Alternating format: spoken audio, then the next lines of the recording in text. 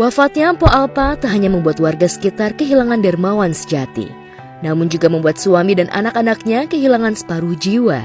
Anak sulungnya Sherly sampai sekarang masih sering jatuh pingsan.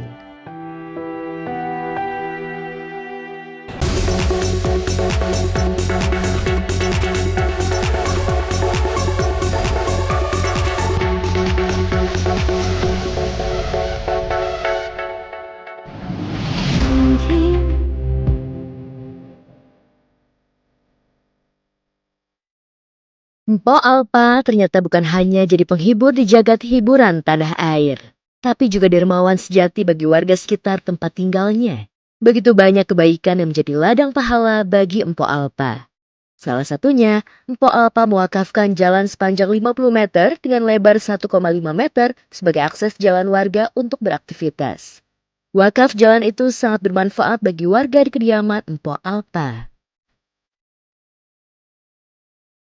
Ya, ini yang kebaikan-kebaikan Bu Alpa yang ngasih aset jalan. Terus panjangnya kira-kira mungkin ada sekitar 50 meteran. Lebar paling ada 1,5 meter. Ya, seandainya dia tutup jalan, saya nggak ada akses jalan. Semuanya di bawah tuh kan banyak keluarga, apalagi nggak ada jalan. Tapi alhamdulillah karena kebaikan hatinya dia, kebaikan-kebaikannya segalanya, ya inilah jalan. Ketika kita beli tanah ini, itu kan semuanya tuh yang pakai jalanan tuh punya kita, kayak gitu.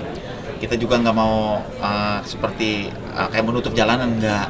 Kita ketemuin tuh, kita musyawarah, saya bilangin, Bang sama keluarganya, ini saya nggak bakal nutup jalanan, saya kasih cukup muat 4 orang sama kurung batang. Tuh, saya juga nggak bakalan kayak gitu, seperti itu kayak gitu. Jadi kita wakafin buat jalanan kayak gitu. Yang penting muat 4 orang sama kurung batang sama motor kendaraan kayak gitu. Mudah-mudahan jadi jariah aja buat saya, buat Mpok almarhumah, karena kan dia mau sholat lewat situ ya kan, dia hafal lewat situ, dia mau nyari nafkah lewat situ, nah kan jariah tuh sepanjang detik ya kan, kayak gitulah. Makanya si pewakaf nih teman saya, alhamdulillah kayak gitu, keberkahannya ada. Kayak Mpok kan meninggal di hari Jumat, meninggal di bulan Allah Ta'ala. Tak hanya tanah, Mpok Alpa juga mewakafkan mobil ambulan kepada masjid di dekat rumah tinggalnya. Dan ternyata ambulan wakafnya itu pula lah yang mengantarkan Mpok Alpa menuju peristirahatan terakhirnya. Pernah niat kayak gitu, kamu kalau dapat rezeki pengen beli mobil ambulan kayak gitu, itu jangan dimakan duitnya, beliin mah. Sisanya pun kalau masih ada sisanya beliin karpet. Kalau di masjid kan udah ada ambulan, kita beliin. Nah, sekarang di musola kita beliin karpet kayak gitu. Nah, terus sama kubah di musola juga tuh, ada musola sini sama di sana dibeliin kubah. Ini saya nyerahin, katanya ini mobil ambulan khusus buat warga di Ciganjur, khususnya buat orang sakit, orang mau melahirkan, terus jenazah kata dia gitu. Ibu juga bilang kayak gini, saya juga suatu saat juga saya akan pakai ini mobil ambulan. Saya akan pakai bener. Kemarin tempat peristirahatan po terakhir pun pakai ambulan yang po terakhir kayak gitu. Wafatnya Mpok Alpa tak hanya membuat warga sekitar kehilangan dermawan sejati, namun juga membuat suami dan anak-anaknya kehilangan separuh jiwa. Anak sulungnya Sherly sampai sekarang masih sering jatuh pingsan. Untuk mengenang mamanya dia coba pakai baju mamanya tuh, biasa pakai di baju mamanya tuh buat ngaji, dipakai sama dia malam ini. Itu barusan pingsan, sampai sekarang masih dalam kamar aja. Kalau kakak Sherly anak yang pertama, semalam masih pingsan sih, karena Sherly itu anaknya kan memang introvert ya. Dia tuh kalau ada apa-apa diem, dan dia nggak bisa di keramaian gitu, dia nggak bisa. Dari almarhum masih sehat, memang kalau ada kamera pasti ngumpet gitu kan. Terus saya selalu bilang, kalau kakak Sherly kayak gini terus kasihan adiknya. Kakak kan yang paling gede, harusnya kakak yang lebih kuat. Adiknya aja kuat, kenapa kakak enggak? Saya selalu bilang kayak begitu. Cuma dia kayak belum bisa menerima aja.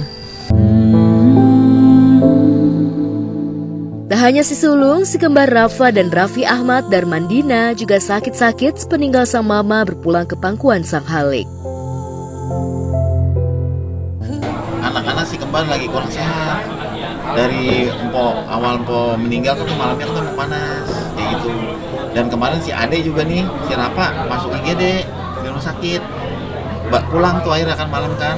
Nah sekarang nih abangnya yang kayak adenya itu lagi diniin, lagi coba diobatin kan kayak gitu, udah coba ngomongin dokter, coba obatin obat yang sama nggak apa-apa, tadi kan libur tuh kayak gitu, lagi kurang sehat. Kalau si kembar kemarin sempat sakit di hari di hari Sabtu adek, terus kemarin abang gantian, sampai semalam tuh abang rewel terus nggak mau makan, tapi alhamdulillah sekarang udah sehat. Berusaha tegar di depan keempat anaknya, suami Mpo Alpa ternyata tidak kalah rapuhnya. Sejak Mpo Alpa dirawat di rumah sakit sampai hari keempat wafat, ia belum berani memejamkan mata dan tidur di kamar. Kangenin tuh kalau pagian yang bangunin gitu, mau berangkat kerja yang bangunin, Pak, kamu udah masak nasi goreng ke meja ya, mau pamit ya, cium tangan kayak gitu kan. Tak hanya takut terbayang wajah istrinya, suami Mpo Alpa belum berani memejamkan mata karena kepikiran impian dan cita-cita mendiang Mpo Alpa. Umroh bareng sekeluarga dan merayakan ulang tahun Fatih dan Rafa Raffi di Anyer. Impian Mpo gini, waktu saya umroh di 2021, dia tuh doa depan Ka'bah, ya Allah mudah-mudahan saya bisa kembali di sini sama keluarga dan anak-anak. Jadi kan waktu itu saya berdoa aja tuh, oh dia berdoa kayak gitu. Niatnya dia tuh baik gitu, jadi mau ngajak anak-anak nih berangkat umroh bareng-bareng gitu sekeluarga kayak gitu nih bulan September. Kalau kan tiap tahun kan petong dirayain walaupun kecil-kecilan ya, doa-doa bareng apa. Bulan September si Rafa Raffi si kembar nih bulan Oktober. Jadi katanya mah si petong sama si kembar gabung aja ulang tahunnya, kita jalan-jalan ke Anyer, ajak anak yatim, sewain bis gitu dia gitu. Sewain bis, ajak anak yatim tuh katanya gitu, kita sewain bis sama keluarga, saudara, yuk kita berangkat ke Anyer kayak gitu. Ntar kalau mama sehat, mudah-mudahan kita sehat, panjang umur, ada rezekinya, kita berangkat.